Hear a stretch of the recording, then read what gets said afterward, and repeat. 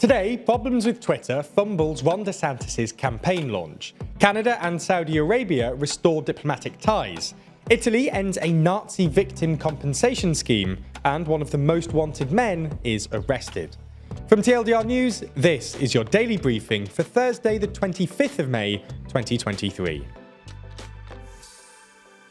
On Wednesday, Republican Governor of Florida, Ron DeSantis, launched his presidential campaign on the Twitter Spaces platform. And it went pretty badly, prompting ridicule from his Republican rival Donald Trump and his potential opponent Joe Biden.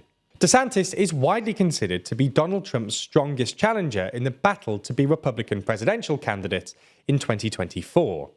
However, recent polling has put Trump well ahead of the pack.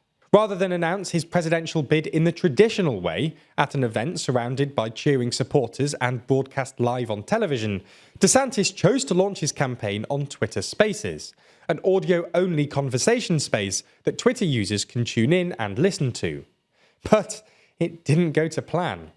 Listeners, if they were even able to join, had to sit through a near half-hour delay and battled being kicked out of the feed, listening to hold music, awkward silences, hearing echoes and microphone feedback, and more. Twitter owner Elon Musk, who co-hosted the event, said the technical issues were caused by the large volume of listeners, which initially numbered around 500,000. Ultimately, DeSantis did manage to make his announcement and pledged that he would lead our great American comeback. He did not mention Trump by name, but said we must end the culture of losing that has infected the Republican Party in recent years, adding that government is not about entertainment, not about building a brand. DeSantis has been one of the Republican Party's leading so-called anti-woke fighters, and has notably signed a 6-week abortion ban into law, targeted the teaching of race and LGBT+ issues in schools, and is in a bitter war with the Walt Disney Company relating to those previously mentioned policies. His dominance in Florida politics and high national profile has made him the natural challenger to Donald Trump. But his pre-announcement campaigning, and now the announcement itself, has not helped to dispel criticism that he does not have what it takes to beat the former US president. Trump himself had a lot of fun with DeSantis' announcement, posting on Truth Social, "Wow, the DeSantis Twitter launch is a disaster. His whole campaign will be a disaster. Watch." One video posted by Trump showed a SpaceX rocket tagged with the word Ron toppling over and exploding. Another video was a parody of DeSantis' Twitter announcement event, this time featuring Elon Musk, Ron DeSantis, George Soros, Dick Cheney, Adolf Hitler, and the devil. President Joe Biden also got in on the fun, although he was arguably more restrained by posting a link to his campaign donation page in a tweet saying, "This link works," while DeSantis' event kept crashing. So if you thought the 2024 campaign season would be boring, then you may have just been proven wrong. There's more on the way, but be sure to subscribe and ring the bell to make the daily briefing part of your daily routine, or just search for us on your podcast app to listen along. Canada and Saudi Arabia have agreed to fully restore diplomatic ties and appoint ambassadors, 5 years on from a 2018 dispute that significantly damaged the two countries' relations. The decision to restore ties comes after a conversation between Saudi Crown Prince Mohammed bin Salman and Canadian Prime Minister Justin Trudeau at the Asia-Pacific Economic Cooperation Forum last November. The Canadian Foreign Ministry put out a statement saying it had been decided to restore the level of diplomatic relations with Saudi Arabia to its previous level, while a Canadian government source said punitive trade measures will be lifted. Back in 2018, the Canadian Embassy in Riyadh put out a tweet criticising Saudi Arabia's detention of women's rights activists and demanding their release.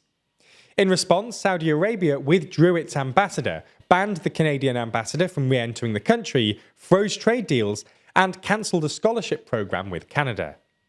At the time, the Canadian government said it would always stand up for human rights in Canada and around the world.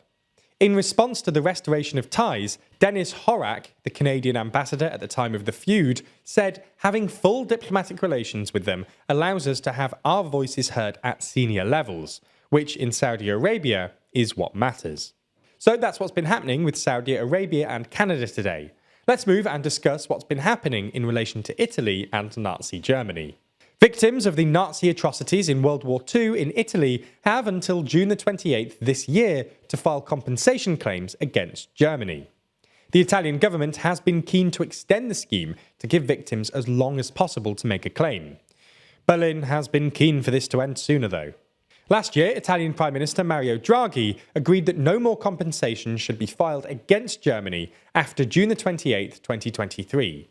And he set aside a special fund of €55 million from the Italian government that could be used to pay out cases that had already been filed. Draghi also issued a decree ending the seizing of German properties in Italy, which was used to pay for the reparations. Germany claimed that this was a violation of their sovereignty. Back in January, a 99-year-old Italian successfully filed a claim against Germany for €130,000 for his suffering in a Polish labour camp in 1943. His lawyers asked the June deadline to be extended. Germany paid out €63 billion in compensation following the war, which is about €88 billion today. If you want more content like this from TLDR, then make sure you check out Nebula, where each week we release a roundup of what's been happening in Westminster in our series, This Week in Parliament. One of the world's most wanted genocide suspects, a former Rwandan police chief, has been arrested in South Africa after decades on the run. Fulgence Kayishema allegedly orchestrated the murder of more than 2,000 Tutsi refugees at a church during the 1994 genocide, which lasted around 100 days and saw upwards of 800,000 ethnic Tutsis killed. The Rwandan War Crimes Tribunal said the arrest means Kayishema will finally face justice for his alleged crimes. He was one of 4 suspects indicted by the tribunal that was still not accounted for, one of a total of 96 indicted major suspects. He'd been living under a false name near Cape Town at the time of his arrest by South African police and a team from the tribunal. The investigation leading to his arrest spanned multiple countries across Africa and elsewhere, the tribunal's chief said. In the final uplifting story today, we discuss brain implants that have helped a paralysed man walk again. Gert-Jan Oxum, a 40-year-old Dutchman, was paralysed 12 years ago in a cycling accident. New technology has been developed which allows him to walk again, though. The electric implants transmit wirelessly his thoughts to his legs and feet via a second implant in his spine. It's hoped that this technology will be used more widely. That's all we have time for on YouTube, but the briefing isn't over. That's because I get quizzed by Rory on this week's news. I'm concerned that in doing this, people realise how little I actually know. Oh, yeah. Come on. Meat is murder. Vegan. Yeah. That's why he's paid. That's why he's paid what he's paid. I would love it to be a horse and a goose. I don't know what any of this means. It's in the extended, ad-free edition of the Daily Briefing, only on Nebula.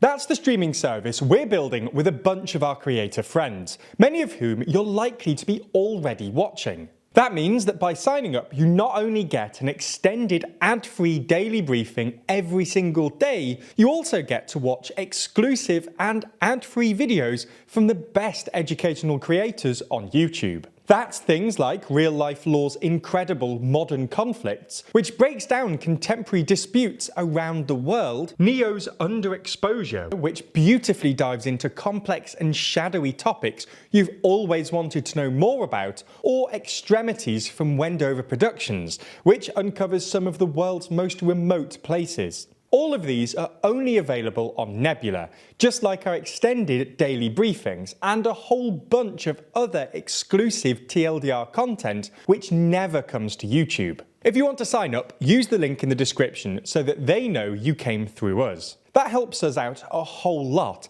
as does watching on Nebula more generally. So thanks for signing up, and we'll see you on Nebula.